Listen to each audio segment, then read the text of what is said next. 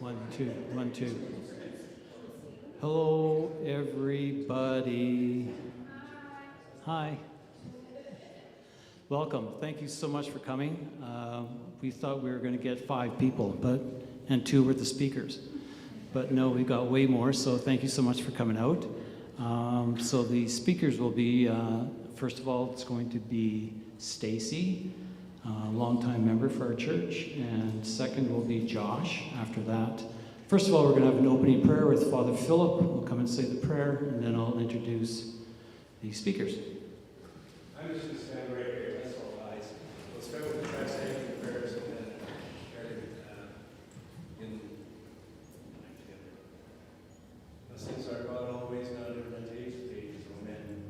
O Heavenly King, Comforter, the Spirit of Truth, right ever present and fill all things. Treasure your blessings and giver of life. Come and abide in us. Cleanse us from every impurity and save our souls. Holy God, Holy Mighty, Holy One, have mercy on us. Holy God, Holy Mighty, Holy One, have mercy on us. Holy God, Holy Mighty, Holy One, have mercy on us. Glory to the Father, and to the Son, and to the Holy Spirit, and on earth and to ages of ages. Amen. O most Holy Trinity, have mercy on us. Lord, cleanse us from our sins. Master, pardon our transgressions. Holy One, visit and heal our infirmities for your name's sake. Lord have mercy, Lord have mercy, Lord have mercy. Glory to the Father, to the Son, and to the Holy Spirit, and on earth and to ages of ages. Amen. Our Father, who art in heaven, hallowed be thy name. Thy kingdom come, thy will be done on earth as it is in heaven. Give us this day our daily bread, and forgive us our trespasses, as we forgive those who trespass against us. And lead us not into temptation, but deliver us from evil. For thine is the kingdom, the power, and the glory, the Father, the Son, and the Holy Spirit, now and ever, and at the ages of ages. Amen. O Lord Jesus Christ, only begotten Son of your eternal Father, you have said with the most privilege, without me you can do no good thing. With faith in our hearts, we accept the word spoken by you. Help us to accomplish the task begun for your sake by us sinners. Amen. Amen.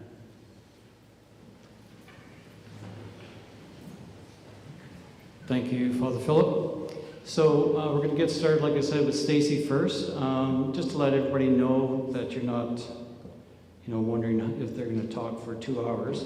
I'm going to put a little alarm on, so don't be surprised when you hear that. And I already warned the 2 speakers that there will be a little alarm that goes off at 28 minutes. So they'll have 2 minutes to wind up, and then we'll be good to go. Stacy, you're on. Is there a prize if we're early?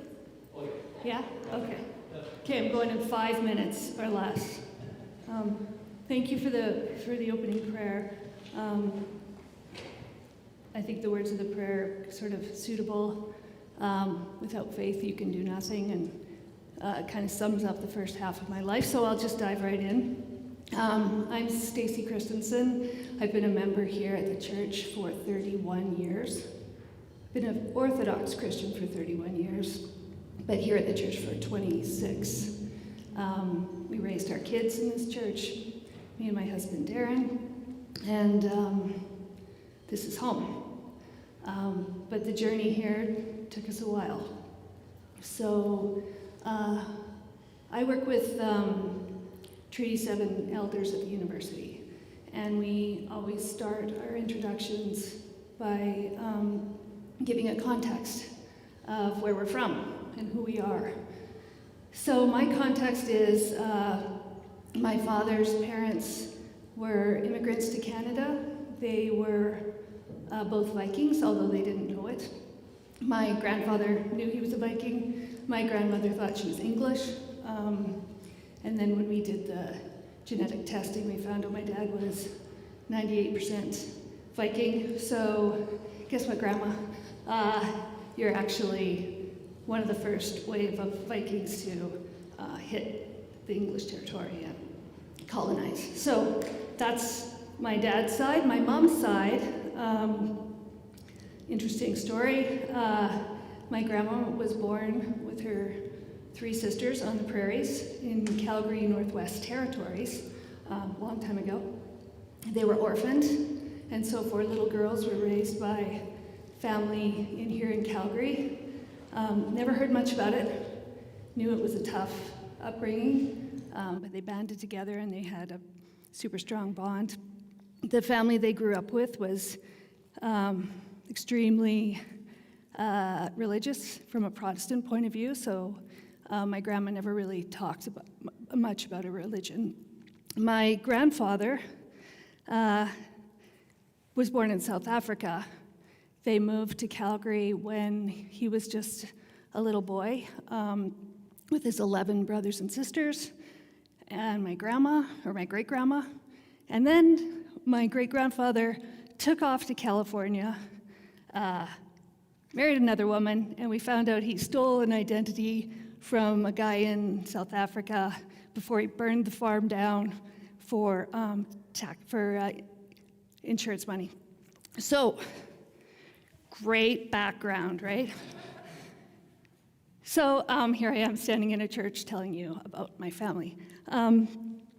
So my parents were of the generation of Albertans where it was sort of a generation of possibility.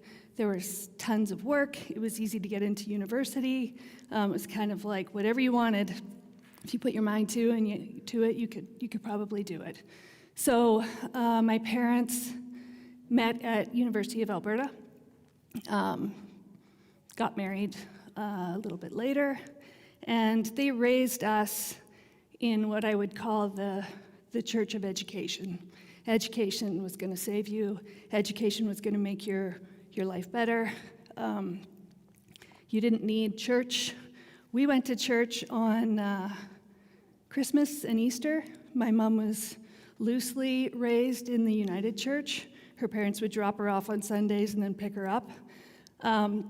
My dad was loosely raised in the Anglican Church, but he grew up in a Orthodox community in northern Alberta, so he had some concept of Orthodoxy, although he thought it was more about really nice eggs and pierogies, so that was kind of the limit. So my sister and I, there's just the two of us, we're encouraged to pursue education, encouraged to go to university, encouraged to try and get as many skills as we could growing up, which for us just meant dancing. My dad would have preferred, basketball and that sort of thing, but no. So my sister Toby went to University in Ottawa, and I went to University of Manitoba, but first I went to University of Calgary. So my sister always struggled with her mental health growing up, and my parents did their best, I think, to try and support her in her struggles. But when she got to university and she lost the stability of the family, she really started to spiral. And when she was in second year,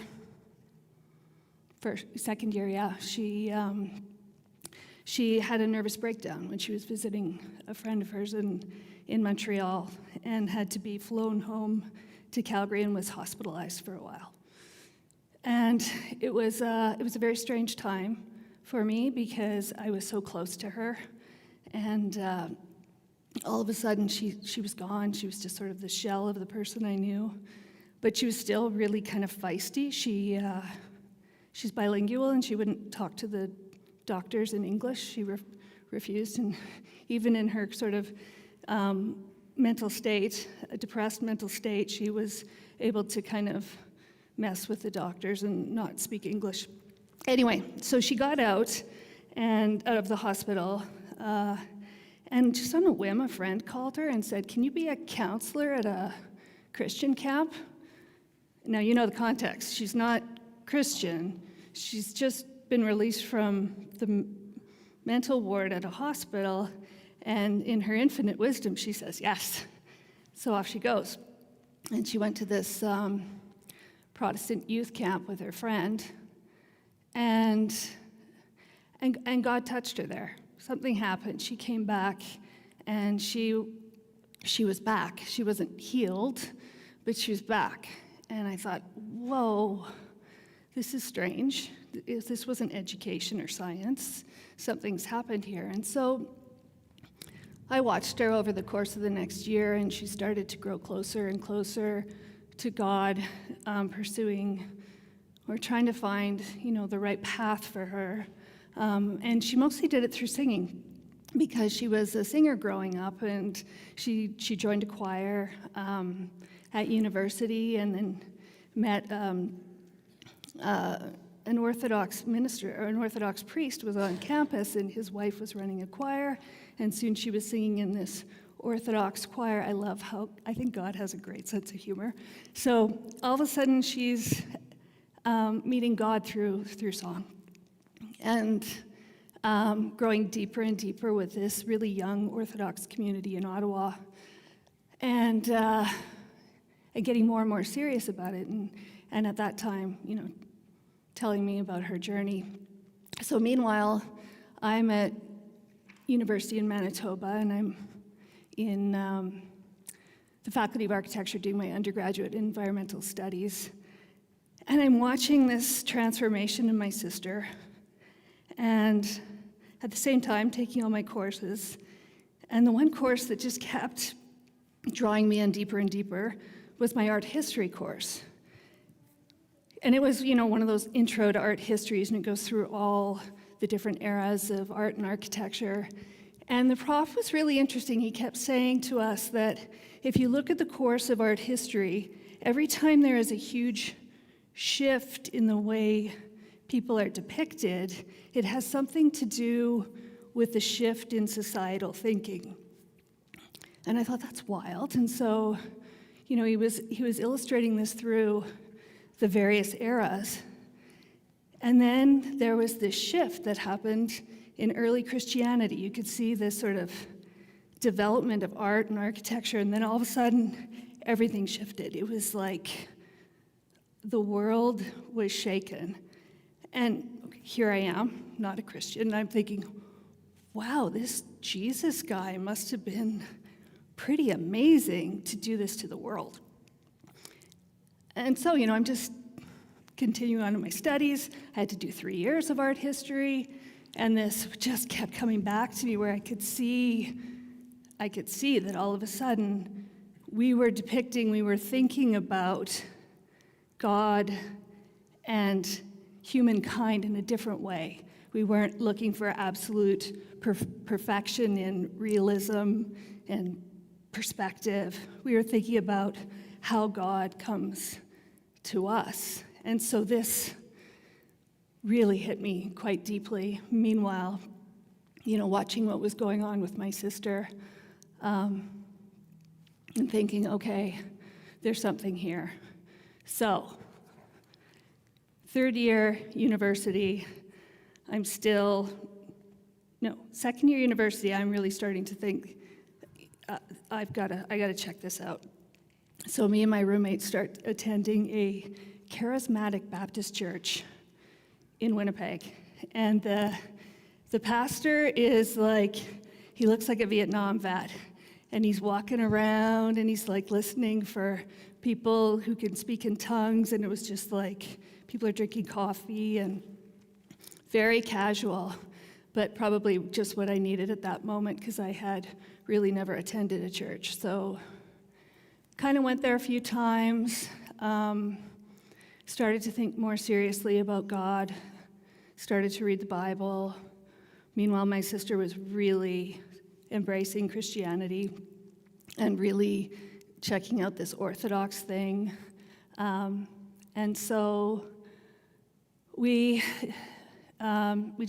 my friend and I just kept going. We were in third year university by this time. And meanwhile, I had a boyfriend for 2 years who lived in Calgary, who was not at all interested in this journey I was on. And I just happened to have a wrap-up party one night after studio. So I'm in architecture school. We have design studios.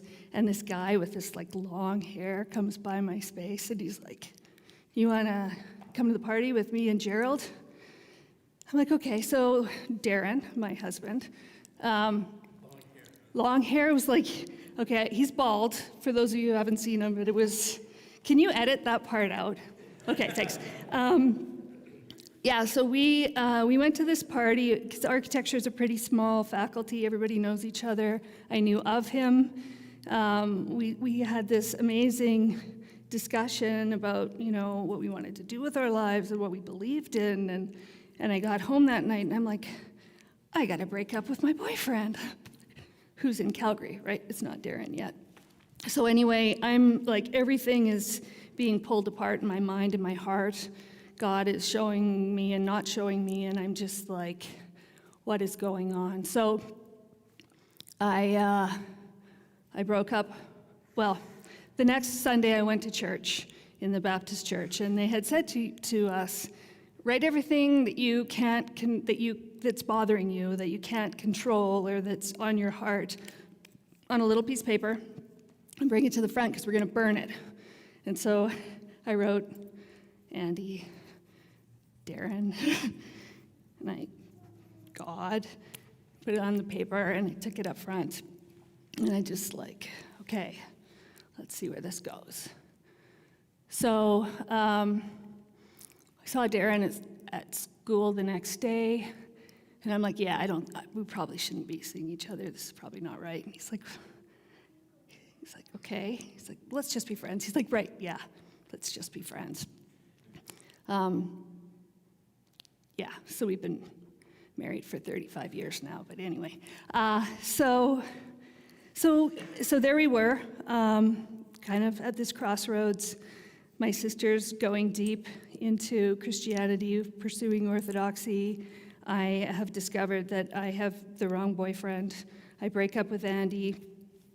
Darren and I decide that we want to, walk with God in our relationship. So he starts coming to church with me. We meet with the youth, with the pastor, and we're like, we want to do this the right way, but we don't really know how, so could we get married really fast? And he's like, sure. And so 3 months later, we were married. We told our parents a little bit after that, a lot after that. And so we started our lives together, just saying, okay, we want to walk with God. We don't know what this means. So at that time in Winnipeg, and it started out in Toronto, there was this strange thing that was happening. You probably remember it. You might remember it. It was called the Spirit of Toronto. And it was this charismatic uprising that people were talking in tongues and doing all sorts of really interesting and strange things in the church. And it came to our church, and Darren and I looked at each other and we're like, we just can't. We can't raise our kid in this. If we have kids, this is just not going to work. So by that time we were married and I was pregnant. And so we spent some time talking and thinking, well, do we do Charismatic Baptist, then Anglican, then Catholic, then Orthodoxy? Like, is that the progression? And Darren's like, why don't we just go right to Orthodoxy? Like, okay, that seems cleaner. So as a family, Abri was just a baby then. We started going to the Romanian Orthodox Church in Transcona in Winnipeg.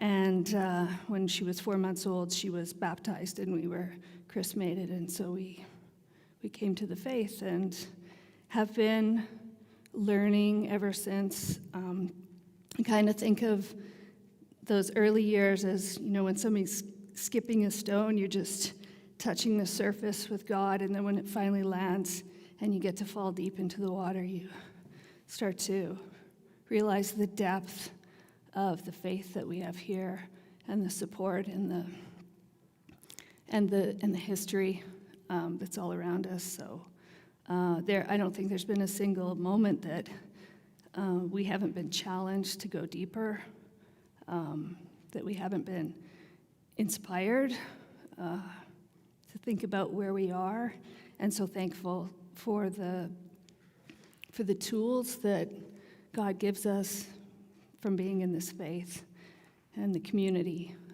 around us. So that's my story. How did I do, Bill? Am I like? You got 13 minutes left. All right. I don't need to add any more. That's me in a nutshell. Oh. Where was the baptism? I was baptized as an infant, which was interesting because when we met with Father Myron in Winnipeg, Klish, we talked about that. We said, do we need to get baptized again? And he didn't think we did. I know sometimes my sister did. My sister got rebaptized. So, yeah, I was baptized as a baby. Yeah, good question. Anybody else? Tell us about your dancing experience. My dancing experience? Yes, young Canadians. Oh, yeah. Nothing to do with Orthodoxy. But yeah, I was a young Canadian for 5 years when I was young. I think that was part of, you get so caught up in a lot of different activities as a kid. Sometimes we don't give our kids time to think about the important things. I know as a parent, I often try to encourage creative boredom, just so you could have a moment to think, because I was so overprogrammed, I think, as a kid. But yeah, the dancing was fun. I'll give you that. What happened to your sister? Well, she became Orthodox. She was here on the weekends singing in the choir. She still struggles with her mental health. And I mean, that's her cross to bear, right? We all have crosses to bear, so that's definitely hers. Yeah. Yeah? I was going to ask about, you just had a child married in the Orthodox Church and raising children in the Orthodox Church. Yeah. Maybe this is common, this is not. Having converted the last 5 years of raising children is both an excitement and a worry about just often families that are going through the life cycle. Yeah.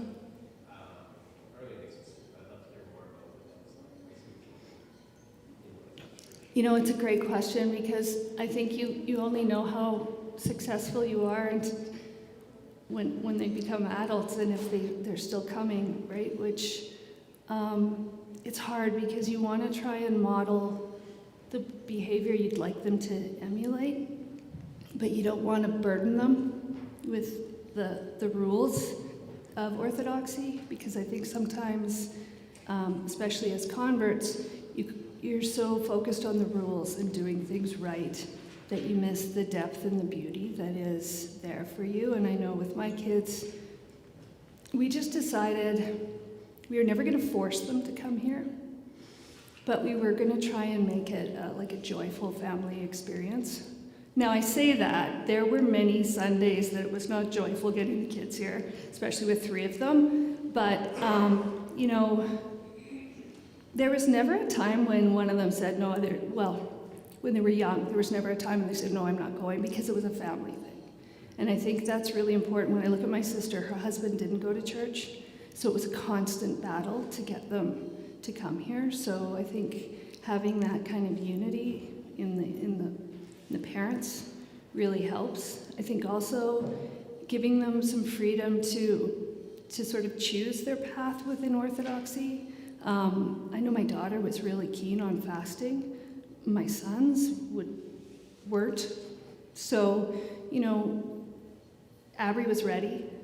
Joe and Max might not have been ready as early, but then Abby turned out to be celiac. So then we had to kind of revisit that whole thing, because her health required some other sort of fasting approaches. So I think what I always say to my kids is, when I screw up, I'm going to write it down in a book, and then you'll just have this book you can take to therapy when you're older, right? Because I think as parents, you're not going to get it right, but you just want to keep sort of love at the center, and I think it's more important to model the behavior you would like them to see than to try to force the behavior, if that makes sense.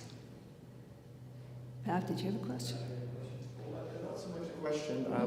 Okay, I just wanted to emphasize something, because the first time I heard nervous breakdown, I thought, oh, things just got too much for somebody. Yeah, no. So I had a roommate and I thought, oh, well, go see, and I thought, oh. Yeah. It's so serious. It's so serious. It's really, mental illness. Yeah. And I just want to emphasize that until I experienced it myself through a friend, Mm-hmm. I thought, oh, somebody just freaked out one day and, because things, too much stress in their lives or something, but it's not at all that. No, it's a true. complete, a breakdown in the sense of Yeah, the definition of that word. Yeah. Kind of. Complete shutdown almost, right, of yeah, you're right, and we used to use that term really kind of flippantly. Yeah. Yeah, so. Anybody else? Question? I know this may be a bit of an ambitious question, but you mentioned your art history studies, and you said something about how God comes to us through art. Do you mind elaborating on that? I'm quite curious about what you found and what you thought about that. Well, I think specifically when I think about God coming to us through art, I think God comes to us through all beauty. So when we find beauty in the world, I know God is there. Specifically when you look at Orthodox art, there was a change in the way the icon writers approached the composition, which was completely reversed from the way the like Renaissance artists or even the artists before would have constructed perspective, would have looked at, vanishing points. It's reversed so that the perspective comes to the person. So it's that God is coming out of the icon to meet us, which was a pretty profound thing. You can see in Renaissance art, for example, you get drawn into the painting. It pulls you in deeper. But with Orthodox art, with icons, they come out at you. And you can just sit there and contemplate them, and it's beautiful. I had a cousin, the husband of a cousin, husband of a cousin of mine who was a Lutheran pastor who was at a weekend retreat, and they were given an icon to look at and to contemplate for a period of time. And what freaked him out is at one point as he's observing it, Jesus goes into the tomb and then comes back out. He actually experienced that. It totally, he had to tell me about it because anyway, yeah. I think Which is really, that's into the supernatural aspect of things. Great. It's such an important part of Orthodox life is to engage all of your senses. And so to have these images around us that can draw us into other times, other places, and remind us that it's all one continuous journey together, right? The saints can come to us, we can go to them. It's not that we're kissing wood, it's that we're recognizing the importance of the image, and we're being drawn into community with these events and these people that are very real to us. So, for me as an architect and as someone who is very visual, a very important part of my journey is the beauty of Orthodoxy in that way. Just like my sister, the importance for her was the song, was the auditory experience. And I think, for some people, they'll come in and they'll smell the incense, and it'll be the incense that really draws them in. And what a wonderful thing. People talk now about neurodiversity. I think, hello, this is what's happening here. We're able to reach people where their strengths are and help them through where their weaknesses are. This is a great, great place for that.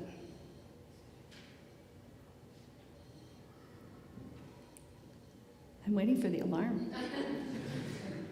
Did you shut it off? 5 minutes. Anybody else?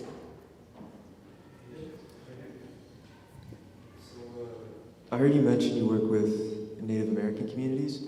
How do you think that kind of colors your perspective a little bit, kind of seeing people who live so differently? I have some connection to them, that's why. You know what's fantastic about it is they don't.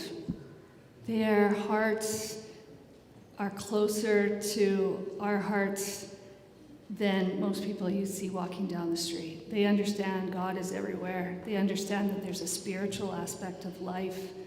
And it's so great to have meetings with them once a month because We pray together. I'm not allowed to pray in any other meeting at the university. We can pray together, we can hold hands. They pray in their language, I pray in mine. And it goes up to the same God. I am sure of it.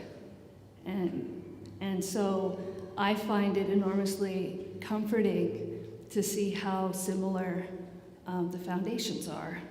And this comes up in Scripture again and again, that there's other flocks, right? God has many rooms in his house. We don't know what that means, but I see people that I work with that are so committed to truth and integrity and love and community, and I see that is a closer fit than many of the other meetings I have.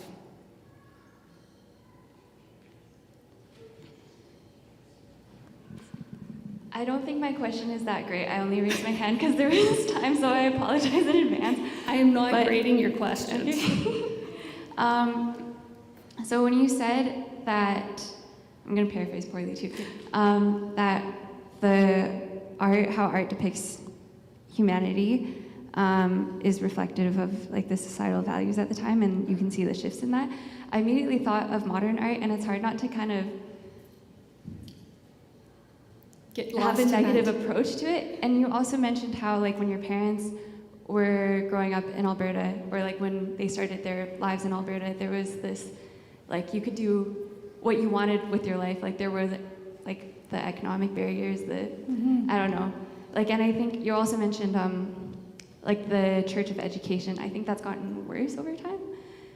I would agree. Yeah. So I guess it's like, what are your thoughts? And also, do you have any advice on not like looking at it with kind of despair? Ooh, despair. Despair is a tricky one. I think that, well, there's so many parts to your question. Modern art is a perfect reflection of the condition of society, where we're so siloed and polarized, and really just pushing the boundaries. So I think that, but there are also a lot of modern artists that are a lot closer to like realism or even iconography. If you look at some of the illustrators and the animation that's happening now. So in terms of the art form, it's just so eclectic. In terms of despair, I think probably the time in my life I wrestled the most with despair, it was 2 times. First was when my first daughter was born, because the weight of the world can be so negative, and you wonder, how can I protect this tiny, beautiful thing from what's going on? And I think for me, what I find super helpful is reading the lives of the saints and seeing what they went through in various different eras, and realizing that the world's always been a little crappy, but there's always been super special people that have risen above it and have been able to keep their eyes on the Lord while all of this chaos is going on around them. And the other time that we really struggled, I think, as a family with despair, is when my son was going through limb lengthening treatment, which was a terrible procedure. It took almost a year. He was in a wheelchair, and they had to break his leg, put an external fixator on it, and then crank it 1 millimeter every day. It was extreme pain. It was the toughest part for our whole family. And I think what helped us was being here in the church, and just being able to come here and have people say, yeah, it sucks. It really sucks. And being able to stand in front of the icon of the Theotokos and realize her pain when her son was put on the cross, and just kind of feeling a little bit of that pain. So despair's a tough one. I think we need each other to get through it. Okay, last question. Josh, are we on? Okay. Very general sort of question, but probably wraps the whole thing up in a bow. Like, what do you think is the most important, because you were a convert to the church and you've lived like this whole life, and me and a lot of other young people are going through all these different backgrounds, and like we're just beginning the journey. Like, what is the most important lesson, like, about that sort of the long marathon? Yeah. I would say to anyone that's just starting their journey into Orthodoxy is don't rush. Let it kind of wash over you. Don't think you need to know everything, because we never will. There's too much. If you can just rest in it, let the songs wash over you, let the images come into your heart, light the candles, smell the incense, and don't try and always kind of talk and reason and try and get through it and understand this, and what are we doing now, and I gotta do this. Just, it's the most profound thing we can do in this chaos that we live in is to be still. Be still and know that I am God.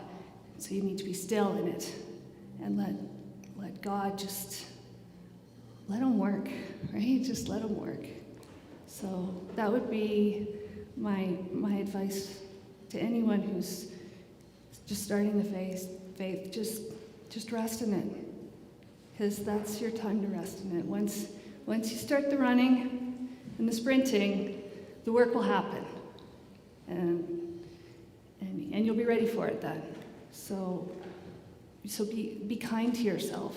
Be kind when you don't know the answer to everything. Be kind if you don't understand what's going on. Just rest in it. Just stay there. There's my alarm. There it is. All right. Great. Thank you all. Thank you so much, Stacy. Fantastic.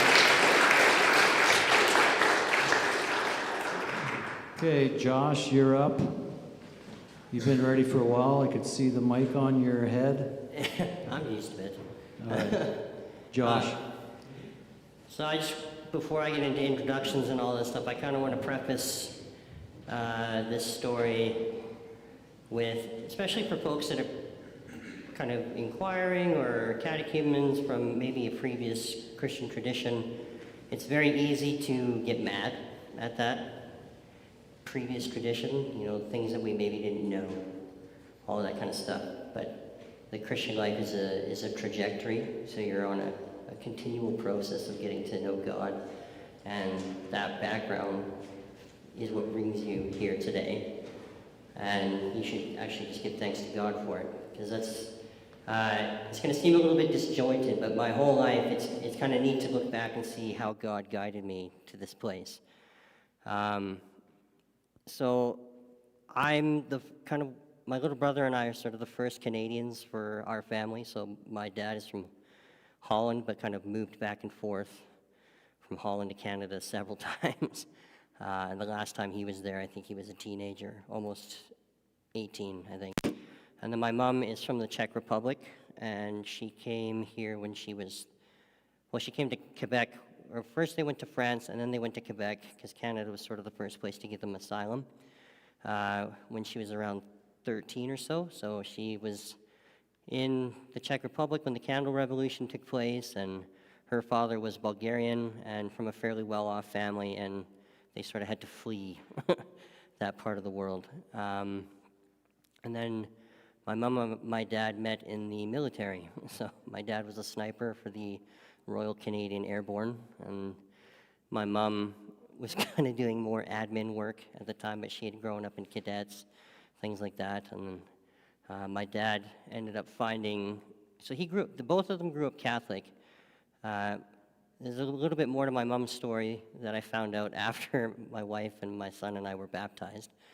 But she was raised Catholic. My dad was raised Catholic. He completely walked away from it, joined the military to get away from his family. His mother was a very difficult person. She had a very hard life, and there was a lot of that sort of informed the way that she operated with people. And so all of my aunts and my dad at some point left the house fairly early. And so for my dad, that was the military. It was in the military that he, I guess in the Protestant tradition, he had like that was sort of his conversion story. He ended up joining, I think it was like a very charismatic meeting that met at a laundromat, and ended up becoming Christian after watching, it was Jesus of Nazareth. It was a really old movie. Some folks might remember it, but it was quite popular when I was a kid. But he watched that movie and he figured if this guy was willing to die for him, he was probably worth following, and so became Protestant when he was in the military, left early. He and my mom got married, and I was born in 1985 in Edmonton, Alberta, and then almost died in that giant tornado that they had in 1987. So they had the Black Friday tornado, and we lived in an apartment building at the time on the top floor, and there was a skylight over my crib. My dad ran into the room and pulled me out, and when he left the room, a hailstone the size of a softball crashed through the window and just blew the crib apart. So kind of a fun little story there, but a lot of my life has kind of been sort of an awareness of the word's liminality, but like an in-between space where the spiritual and the material sort of converge. And not always being aware of it, but gradually over the course of my life becoming more and more aware of it, and eventually leading me into the Orthodox Church where it literally does converge. So yeah, growing up, my dad was an educator. He was a principal at a few schools. He had very high expectations from my brother and I. When my little brother had trouble reading in grade 2, he made him read A Tale of Two Cities to work on that. And then in grade 3, one of my reading projects was The Red Badge of Courage by Mark Twain, which was significantly above my reading level for that age. But yeah, he was always kind of pushing us to be academically, or to pursue academics. I took more to it than my little brother did, but also took towards art and actually went to art school as well. So when I went there, it was Alberta College of Art and Design. I think it was just beginning its university program. But yeah, growing up, my dad was very involved in much more charismatic forms of Protestant Christianity, was really big into tongues, and I remember the first time I heard him do it, I asked what they were, and he told me I could pray for them, and I felt really silly the first time I tried it, but I didn't say anything because I didn't want to hurt my dad's feelings, and I kind of wanted his respect. But I tried it one time and then never tried it again. It never really sat well with me, and then having to go to multiple sort of churches where that was a thing, I had a very difficult time with it. It seemed very performative to me. I wasn't really calling into question people's authenticity and what they were trying to do, but I struggled with it a lot. And growing up, we were in a dispensational family, so there was a very high emphasis on the rapture and Israel as the actual state and not so much the church. But everything that we sort of learned was very rapture focused, and to the point where, yeah, it was everything was sort of seasoned with that kind of in mind. And up until I was about 13, I was sort of fine with it. My dad would get us to read the Left Behind Kids series and then the Left Behind Adult series, and he was very into Hal Lindsey, who had been a really big proponent of that particular ideology. And so at every moment you were sort of like, the rapture's coming. Any sort of bad news, the rapture's coming. And by the time I was 12 to 13, I sort of was like, this doesn't make a lot of sense.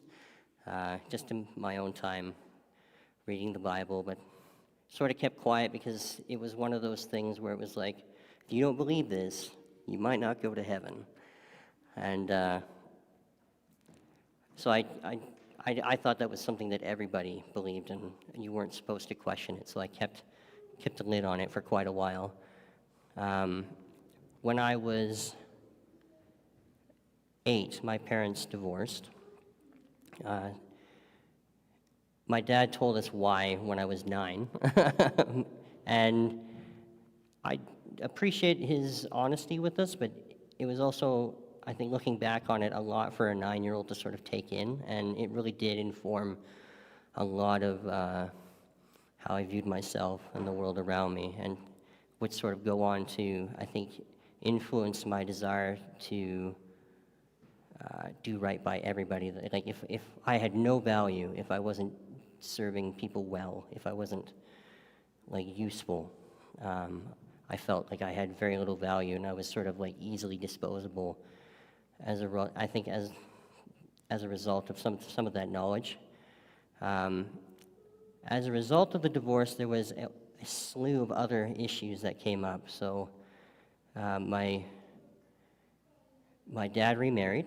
I've got 3 stepbrothers and a stepsister, and then 1 biological brother, and they're all really wonderful. But my grandmother at one point had said some really awful things about my stepsister and my stepmom.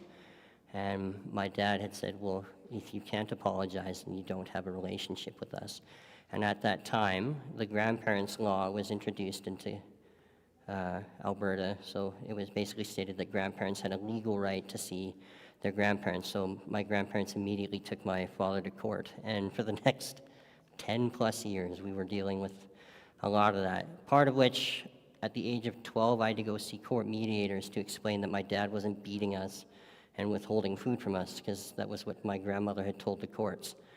So I had to grow up very quickly at a very young age and deal with a lot of like really heavy content. And while that was happening, my grandparents encouraged my mother to also take my father to court to get more custody.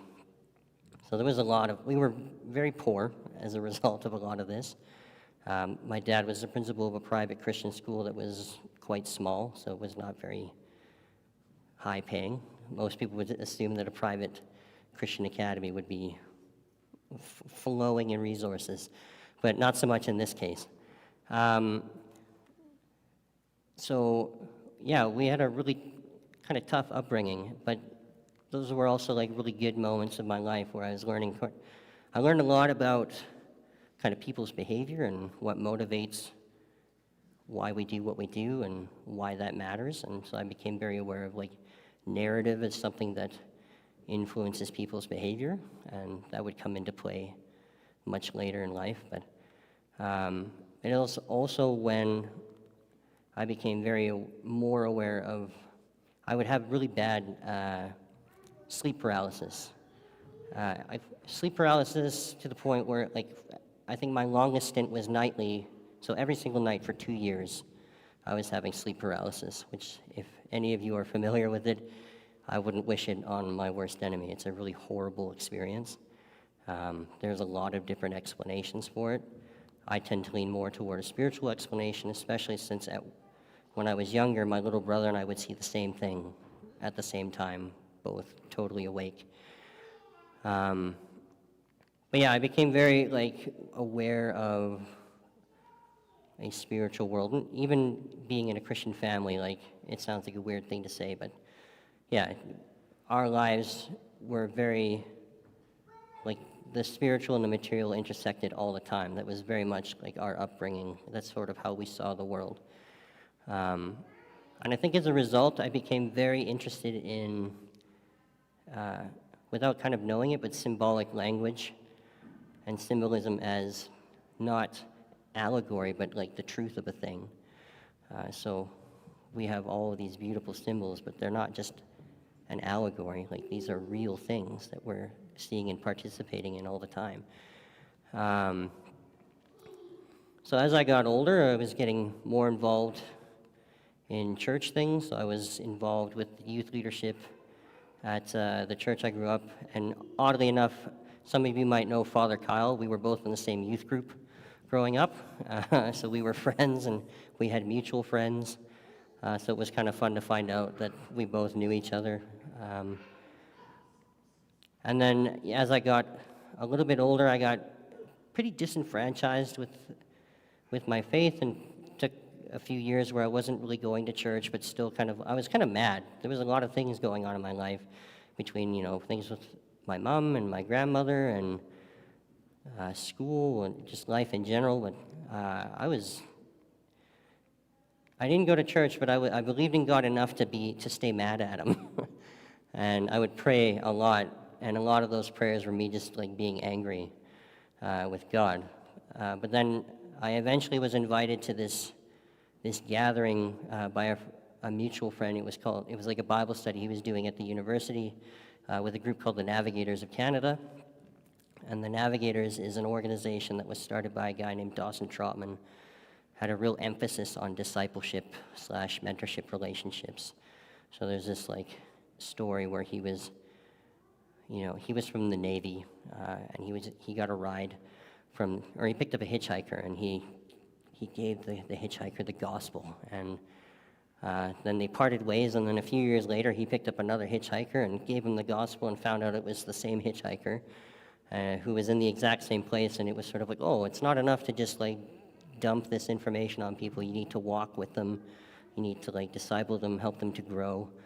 And that became super important to me, because it always felt in my previous experiences that you were sort of like given information and sort of left for yourself. And we had always had such really difficult experiences with church. Like, first church I went to in Calgary, they kicked me out of the nativity play because my parents got divorced.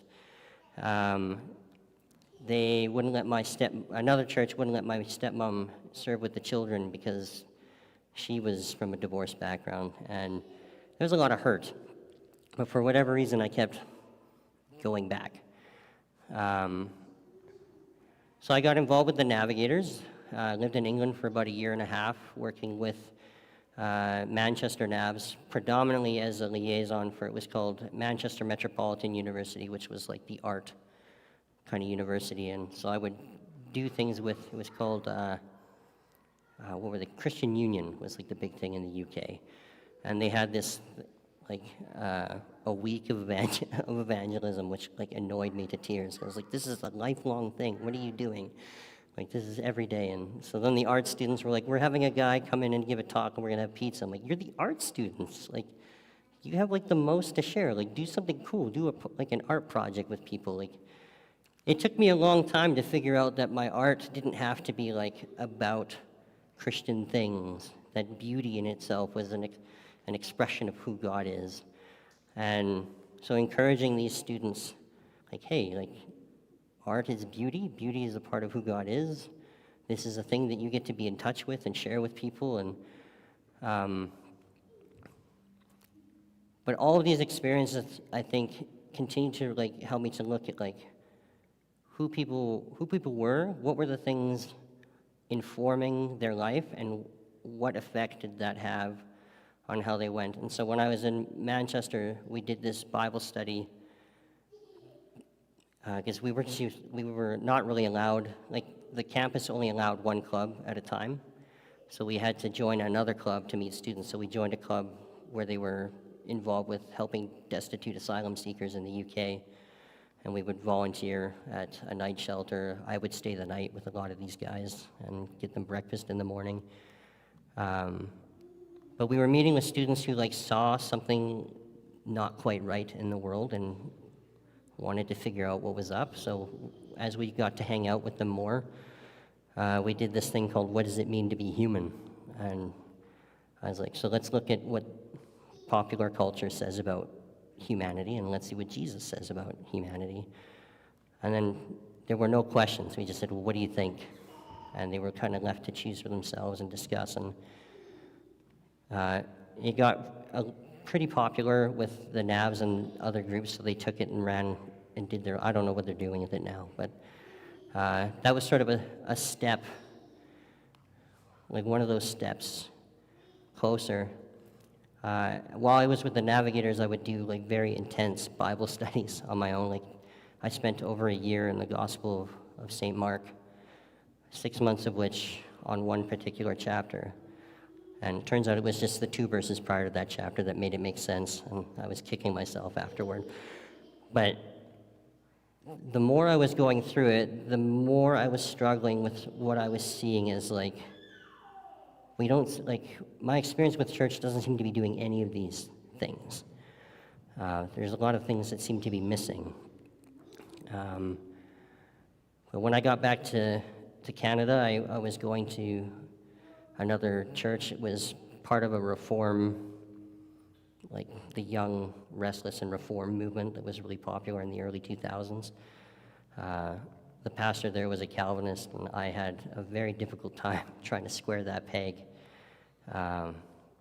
But I liked his kind of vision in the sense that he was very big on the idea of a parish model, a church like for the city kind of mentality. And he talked a lot about Nehemiah, where you got to know the gates, like where people gathered.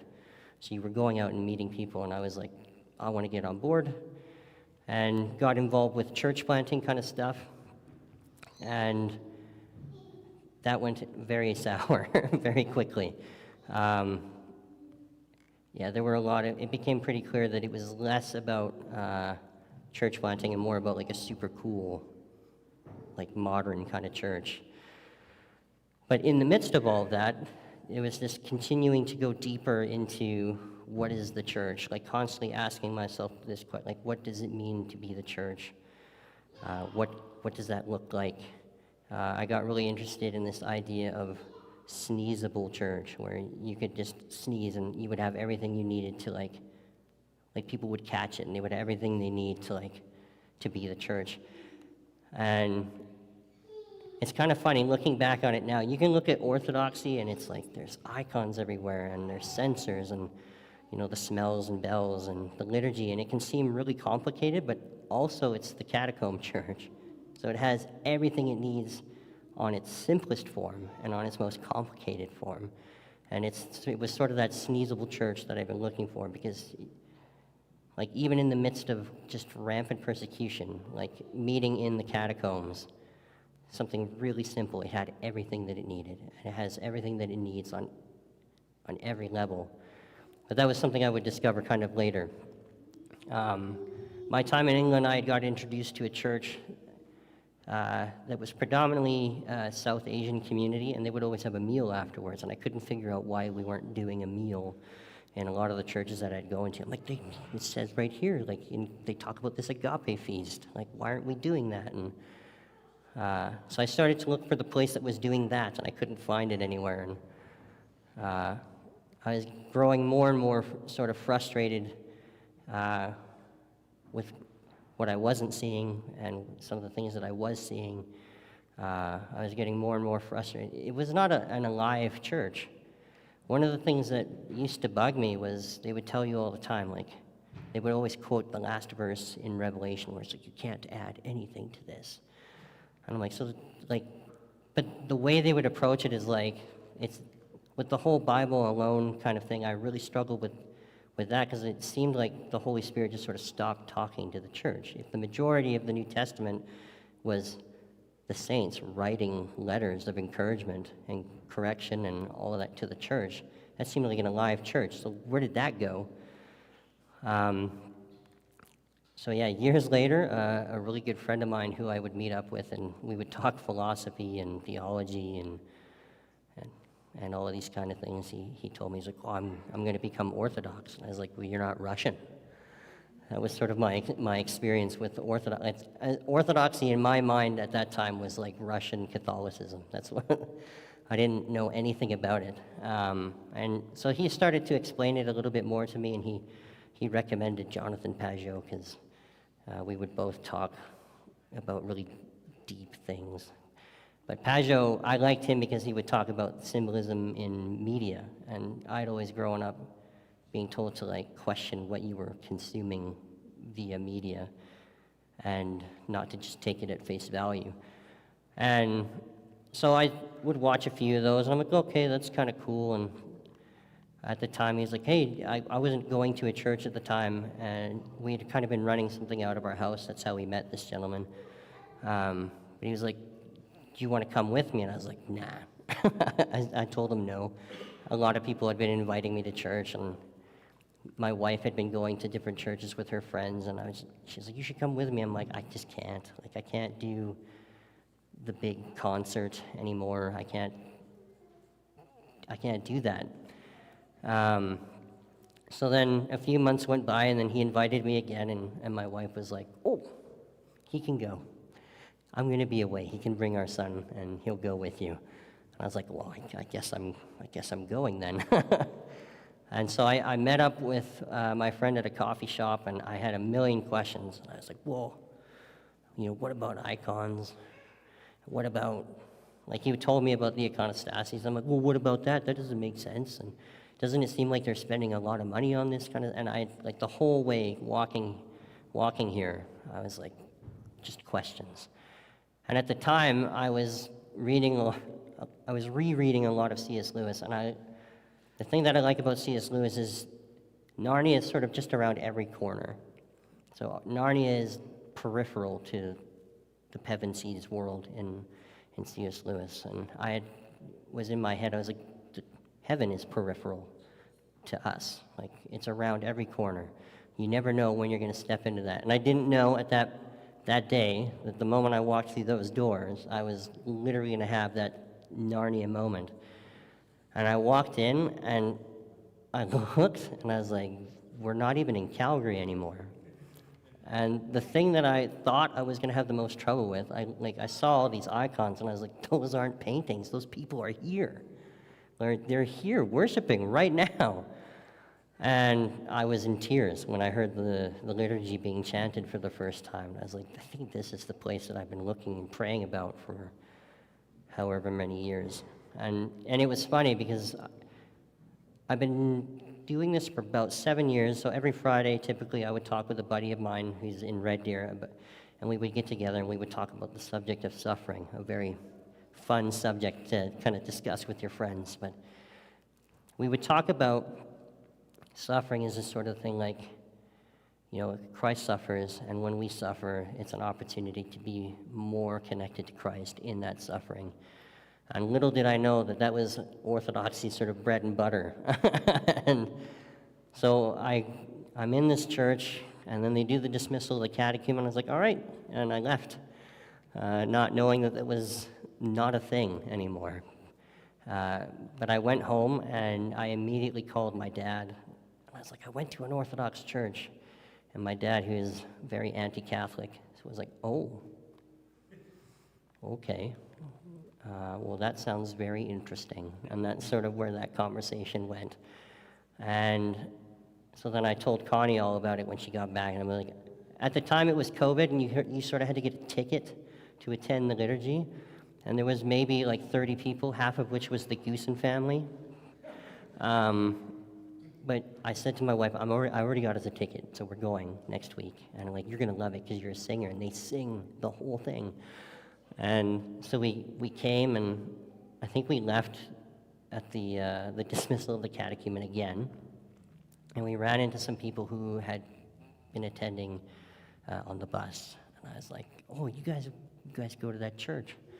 And they're like, yeah. I'm like, look, I know you're probably not supposed to do this, but I'm going to stay the whole time because I have so many questions. Like, you don't have to leave at the dismissal of the catechumen. You can stay. I was like, that's good, because I was going to do it anyway, because I have a lot of questions that I need to ask. So yeah, the next time we stayed, and then I think shortly after that there was a picnic at the Goosens, which is coming up. July 5th, I think is. And so we got to know a lot of people, and we just never really missed anything after that. But as I kept coming, I was just, again, sort of blown away at how things are not just a thing. Like, there's nothing here that's wasted. Like, everything that you see here has a purpose. And I remember I was talking to a few months later, I was talking to someone who was new, and I sort of just was like, oh yeah, you're not going to believe what I figured out today. And I sort of just barfed a bunch of information on, like, his first day. Thankfully, he's still here. but I was sort of blown away because I was like, oh, like that's heaven, and the angels are coming in and out of heaven, and they're delivering things to us. And then another time I was supposed to hold the cloth, and I was looking, and I saw the fans, and I'm like, well, that's the gospel, and those are the chairs. I'm like, oh, that's the Ark of the Covenant. I was like, oh, okay. And so then, as the liturgy continued, there was the Eucharist, and I was like, that's also the Ark of the Covenant. I don't know if I can hold the cloth, and I tapped on my wife. I don't know if I can hold the cloth. That's literally this. And then there was this beautiful moment where the Eucharist goes out from the fans and it goes into the church. And that's what happens, right? So the presence of God leaves the ark and it goes into Mary and the Theotokos, and she becomes the new ark. But then she's also like an icon of the church. And so the body of Christ goes into the church. And I was just like weeping. It's like, I think I can hold the cloth. But yeah, every day I get to the whole kind of liminal space. Like, this is heaven and earth collide. You're part of a miracle every single Sunday. It's really easy to take miracles for granted when you're like getting to participate in the biggest like miracle every Sunday, where heaven and earth collide in spaces like this all over the world, and you're participating in that. Like I said, the first thing that struck me was all these icons. These people are here, and they're worshiping. When we got baptized, I'm kind of jumping all over the place, so forgive me. When we got baptized, my mom was there, and she says, "Oh, I just missed the liturgy." And I was like, "What would you know about the liturgy?" She's like, "Well, I used to attend the liturgy all the time." And I was like, "What are you talking about? You're Catholic." She's like, "Well, Grandpa's Bulgarian, so he was Orthodox, and we were raised in the Orthodox Church. And then when they got to Canada, they went to an Eastern Catholic church." And I was like, "Well, you didn't think that would be cool to mention?" She's like, "No." I was like, typical, very tight-lipped. And then a little while later, she would go, "Oh, one of Grandpa's relatives was a bishop in Bulgaria." I was like, again, you didn't think that would be cool to mention? She's like, "Not really. He would just come and give us bread and pictures." I was like, "Oh, okay, so he gave you Prosper and icons." I'm like, kind of a big deal, Mom. But when my grandfather passed, they gave me the Vitnov Family Bible. So it's an Orthodox Bible. It's about 114 years old. It's on our icon corner. I can't read a word of it. It's all in Cyrillic. But it's kind of I like to think that member, that bishop, his prayers are like what brought us here, or are part of what brought us here. You're part of something living. This is a living thing. When I was talking about my frustration with not seeing, being part of a church that wasn't living, it's like all of those epistles that I was wondering about, they're here in the Orthodox Church. We still get them.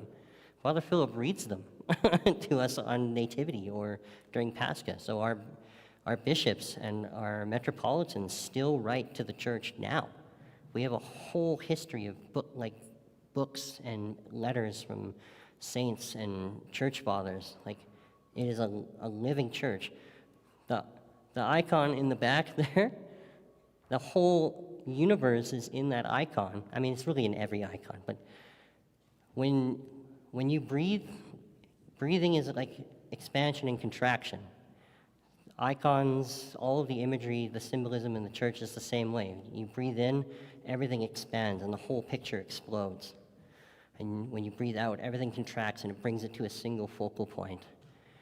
And that's my first ever time seeing an icon was someone telling me that I looked like Jesus because of my mustache in the icon. That was my first ever experience with it. But coming here, I began a whole process of kind of getting to know the unknowable. That question that Stacy got at the end about, pursuing God. It's like you've not just your whole life, but all of eternity to get to know the incomprehensible. That's the coolest thing about it. Is it's an ongoing, never-ending, constantly changing process. So yeah, it was like getting to find this, and there were difficulties. Like I remember my first Pascha, I called my dad in tears explaining what I was seeing. He's like, "Oh, it sounds neat," and not very interested in kind of what we were being a part of. And even now, like when we get together and talk, I have to be very mindful. You know, the last time we talked, he said, "Well, my prayer is that you would just not follow the traditions of men." It's like, well, I'm following the traditions of the church, actually, laid out by Christ. But part of that whole process, and we have a whole tradition of holy fools in Orthodoxy, and I've been learning a lot to be content with being foolish. And so I'm actually pretty cool with appearing foolish, and that spurs, not every time, but it spurs me on to prayer. And yeah, so I lost some friends coming to the Orthodox Church, but I gained a lot in the process. I got difficulty with family as a result, but a lot more to pray for, and as a result, a lot more interesting things to see. So, yeah. Time? Thanks, Josh. If anybody has any questions, just raise your hand and I'll get the mic over to you.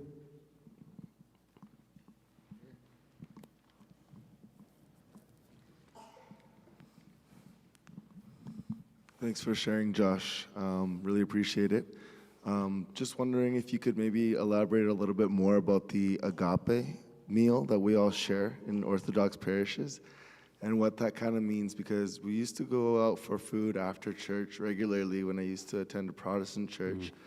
But obviously that looks a lot different now as a catechumen, where every Sunday after liturgy we get together and share a meal, and what that might mean for somebody traveling abroad or, somebody who's new to that kind of environment. It's kind of dependable on it being there, right, all the time, especially traveling abroad. You know, there's a place that you can kind of connect into instant community, people doing the same thing as you.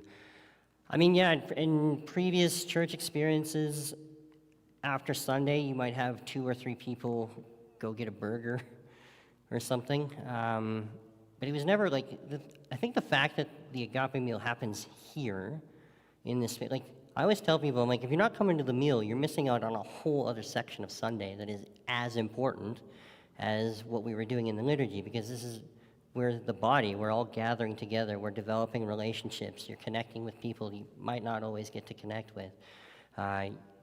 It's also the place where, like, what God is doing, like, starts to impact you, because we share with each other what might have impacted us in the liturgy that day, or whichever. So it's like, this isn't like me and my Bible and Jesus. Like, Orthodoxy is a community thing. So having the meal there continues to reinforce that this is, I'm not alone in all of this. I'm not just doing this for myself. I'm part, like, who was it that said that you go to hell alone, but you go to heaven together? I can't remember who it was that said it, but it's a very true statement. Like, and that meal is like a huge part of that process. So yeah, like, there's places where they might do meals on either a smaller setting or even like the odd potluck, but the fact that we make it a priority every week, I think, is massive.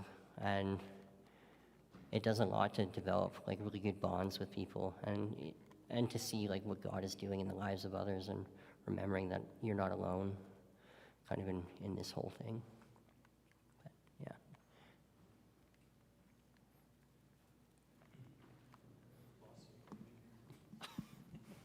Your beard is fantastic. Do you have a routine or something, or do you just let it grow out? So I tell everybody the same thing. My secret is that I don't shave. And also, like, when Bill first introduced this, he was like, "He looks very Orthodox." I'm like, but I was heavy metal before I was Orthodox. And also involved in Viking Age reenactment, which I probably could have touched on. There's a lot of interesting stuff with that, but yeah, it was a nice segue into Orthodoxy, but I've always had it. My chin actually starts right here, so if I shave, like I'm missing half a face. So.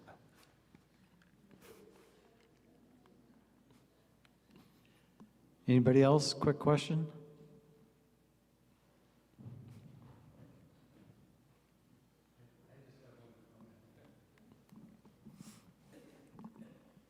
I don't know if you were here when Mary Ross was still around, the former organist for the parish here. She was or the Anglican, what did I say? The parish. For the Anglican parish that was, so she eventually became Orthodox. She was stunned on several bases. First of all, they had done all kinds of stuff to try to bring young people into the church, rock bands and, you know, folk masses and all that kind of stuff, and everything was fading away. She watches what's happening here, and nothing's changed in 2,000 years is the way she looked at it. And she'd have all these questions, and she said, and the shocking thing was, you didn't have to go to the pastor or the priest to get the answers. She said, I could go to anybody in the church, and they could tell me things I didn't know. And I thought I was such an expert in theology, and I discovered I knew almost nothing, right? And I'm sorry, I've just been listening to you too. Yeah, Mary. And she was just really blessed by what she experienced by being amongst people who were striving to become everything God's wanting them to be. So thank you to the both of you. That's actually like when I first came, I was like, ooh, I thought I knew stuff. I know nothing. And that's another temptation. I dove in pretty heavy into books when I first started. I ran the bookstore for 5 years, and everyone thinks that it was like a volunteer thing, but there was a discount involved, and I wanted first crack at most of the books that were coming in. So it was a very selfish endeavor. But I read a lot. I still read a lot, but it's changed. It's more about the lives of the saints, and I'll get a theology book in there every now and then, but Orthodoxy is a lived thing, right? Like a lot of the canons are a lived thing first, then they write it down. And the theology is great, but seeing it in action is something else. And you know, you got your whole life to do this, so take it slow. Don't burn the candle at both ends, because it would have been very easy. I kind of did that, but I wasn't like burning out, but I don't recommend that.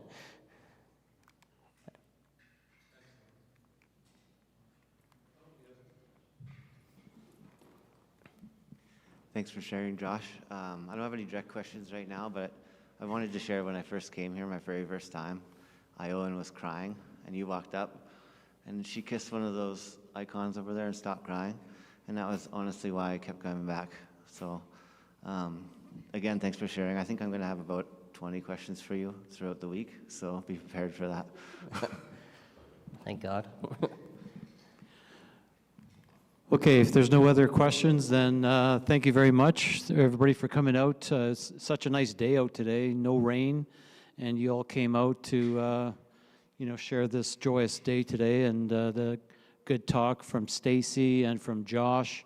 Learned some new things from both of you that I didn't know, and that's what this is about, is finding out about, our fellow people in the parish, and like Father Philip says, you can ask anybody in a church, not anybody, but most people, and they know what Orthodoxy is about. And so thank you very much. Father Philip, thank you. Do you want to say a closing prayer?